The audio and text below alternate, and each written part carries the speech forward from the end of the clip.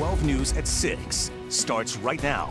Boy, oh boy, we have certainly had some really rough weather in the Triad today. A lot of heavy rain and even a tornado warning. That's why today's a WXII 12 first warning weather impact day. The question now is, have we seen the worst? What should we expect tonight? Chief Meteorologist Lainey Pope is here with a look ahead. Lainey. I do believe that we have seen the worst of the weather today. However, we can't totally remove that chance of rain or even a little thunder heading into the early evening hours. As you mentioned, a weather impact day. We're going to have a few showers around. There's still a chance we could have an isolated strong to severe storm. And boy, we have had some heavy downpours, so that would definitely be one of the things we'd be on the lookout for. We did have a tornado warning, as you mentioned, earlier this afternoon, pretty close to 2 o'clock over Montgomery and Randolph counties. Thankfully, no reports of any touchdowns or any damage with that, and that has all moved off to the east. The radar is fairly quiet right now. We still have a marginal risk of severe weather across much of our area, but the only thing you're going to find is some rain just east of Hillsville. So we'll keep a real close eye on that. As it works its way east and comes down off the mountains, there's a possibility for at least a few showers around, but I do think that most of the weather has passed us and is down to the south and east. That's where they still have a tornado watch out just to the northeast of Columbia, and there's a couple of warnings, severe thunderstorm warnings in that area as well. It's been active for the deep south. You can see severe thunderstorm watch boxes shaded here in pink, and there's still rough weather out to the west, and we're going to be timing that out as it moves into the mountains over the next couple of days. So I do think that most of this will collapse this evening, so not much in the way of rain.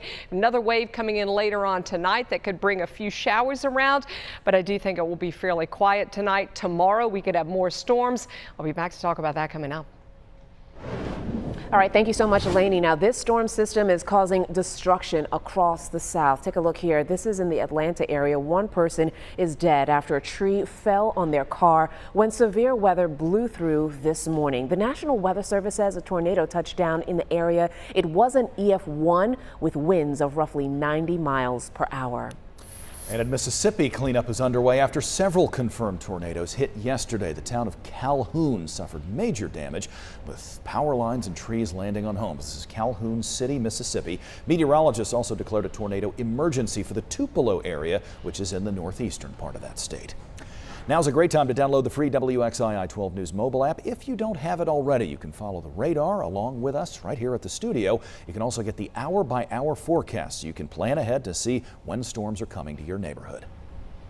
Tonight, a woman faces charges after a crash in Guilford County. This happened around 11:30 this morning on Harlow Road near NC 62. Now, Highway Patrol says the driver was heading north in a pickup when she ran off the road, hit a ditch and a fence, and flipped over, as you can see here. The driver had minor injuries. She is now charged with driving too fast for the conditions and having an expired tag and an expired inspection.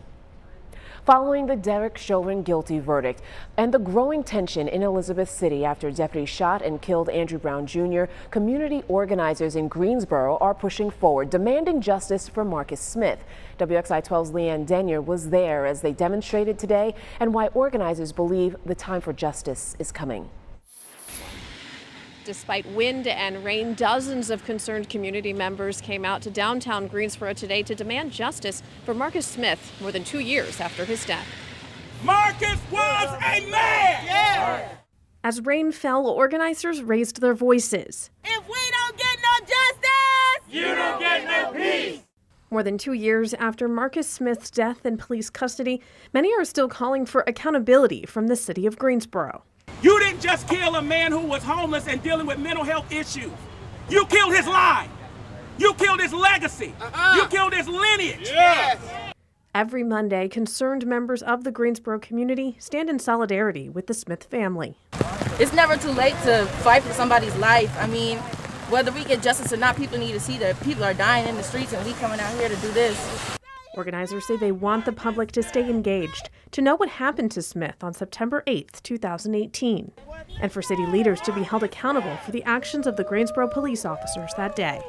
We are demanding that the city council admit the truth that Marcus Smith was hogtied and the hogtying killed him. It was excessive force, and we have to have justice and an apology, a settlement, and some memorial to Marcus.